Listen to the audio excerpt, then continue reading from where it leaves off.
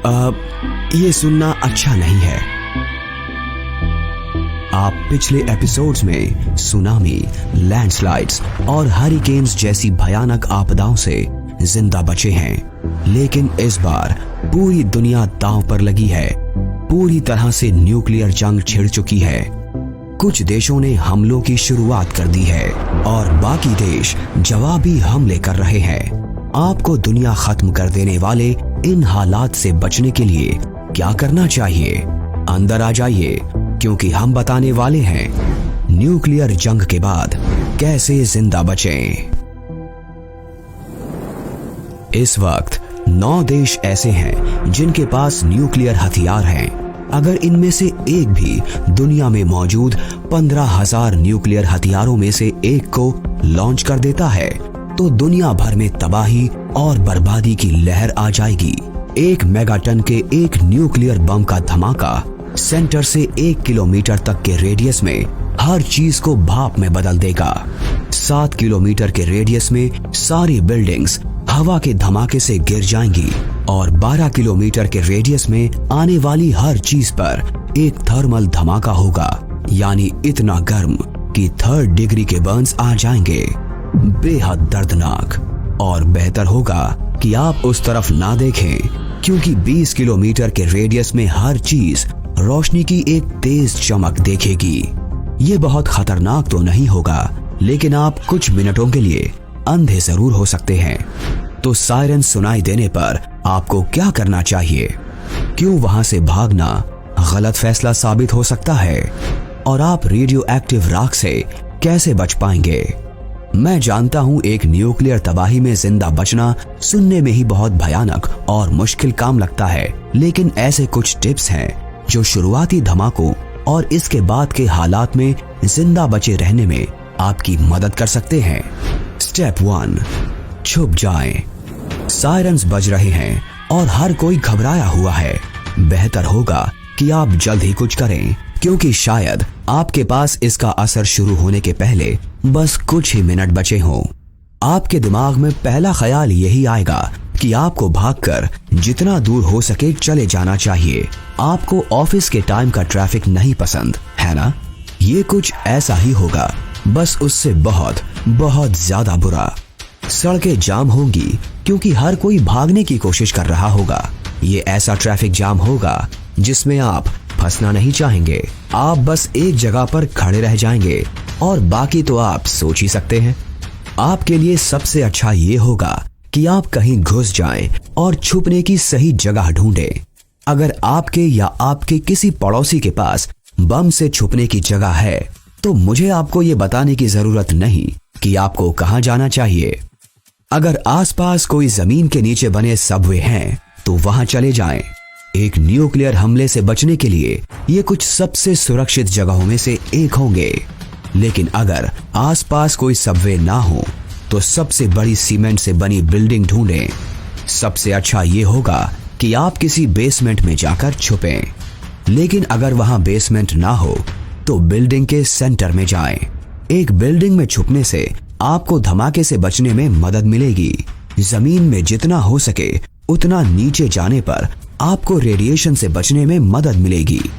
आज आपका दिन अच्छा है। आपको छुपने के लिए एक बेसमेंट मिल गया है। आपके आसपास हर चीज तेजी से कांपने लगती है और आपको बहरा कर देने वाला एक धमाका सुनाई देता है। आपको धीरे धीरे सब समझ में आता है और थरथराहट बंद हो जाती है। लेकिन अभी वहां से मत निकलिए। बाहर के हालात अब भी बहुत भयानक हैं। स्टेप 2, इंतजार करें। अगर आप अभी बाहर निकलते हैं तो आपको बेहद तेज गर्मी और ढेर सारी रेडियो एक्टिव राख का सामना करना होगा। 15 मिनट जितने कम वक्त में धूल और मलबे के रेडियो एक्टिव टुकड़े आसमान से गिरने लगेंगे। जल्द ही बाहर की हर चीज पर रेडियो एक्टिव धूल छा जाएगी। इस तरह की चीज के संपर्क में आने से आप में रेडिएशन के जहर का असर हो सकता है, जो कि एक बुरी मौत में बदल जाएगा। कम से कम 72 घंटों तक अंदर रहने की कोशिश करें। उसके बाद आपके लिए बाहर जाना सुरक्षित होगा। जब आप उस जगह पर छुपे हो तो बिल्डिंग में छूटे हुए पैकेजिंग वाले खाने, पानी की बोतलें और फर्स्ट एड से जुड़ी चीजों को इकट्ठा कर लें। ये ना सिर्फ उन 3 दिनों में आपके काम आएंगे, बल्कि आगे जाकर बची हुई चीजें दूसरे लोगों की मदद करने में या उनसे कुछ लेने के बदले में काम आएंगी। आप मदद बुलाने के लिए अपना फोन ऑन करते हैं, लेकिन इंटरनेट और फोन सर्विस बंद पड़ी हैं। आप हमेशा के लिए इस जगह पर नहीं रह सकते। अब वक्त आ गया है कि आप इस नई रेडियो एक्टिव दुनिया में कदम रखें। स्टेप 3, जानकारी इकट्ठी करें। आप अपने कदम बाहर रखते हैं। जिस दुनिया को आप जानते थे वो अब एक बंजर जगह में बदल चुकी है, लेकिन ज्यादा वक्त तक रुककर इसे देखते ना रहें। वक्त यहाँ बहुत जरूरी है। जितनी देर आप रेडियो एक्टिव मटेरियल के संपर्क में रहेंगे, उतना ही ये आपकी बॉडी पर असर डालेगा। आसपास की बिल्डिंग्स में कोई रेडियो ढूंढने की कोशिश करें। ये जरूरी है कि ऐसे वक्त पर आपको बाहर की जानकारी मिलती रहे। आपको मदद मिल सकती है। ये पता चल सकता है कि छुपने की जगहें कहाँ हैं, या आप ये जान सकते हैं कि कहीं और हमले तो नहीं होने वाले। रेडियो से खरखराती हुई आवाज आती है और फिर संपर्क टूट जाता है। स्टेप 4, दूसरों की तलाश करें। आप दुनिया के नेताओं पर इस समय को झेल पाने के लिए निर्भर नहीं हो सकते। आपको खुद पर और दूसरों की मदद पर भरोसा करके जीना होगा। जब आप आसपास की बिल्डिंग्स को देख रहे हो तो बचे हुए दूसरे लोगों की तलाश करें। अगर आपके साथ कुछ दोस्त हों तो आप साथ आकर जिंदा रहने के लिए बहुत कुछ कर सकते हैं। अगर आपको दूसरे लोग मिल जाते हैं और वो ज्यादा दोस्ताना बर्ताव नहीं करते, तो भी उनके साथ किसी चीज की अदला बदली की जा सकती है। अगर आपके पास उन्हें देने के लिए कुछ ना हो, तो आप बदले में अपने किसी खास हुनर का इस्तेमाल कर सकते हैं। स्टेप 5, दूसरी जगह पर जाएं। आपको अच्छी खासी जरूरी चीजें मिल जाती हैं और आप 1 या 2 दोस्त भी बना लेते हैं।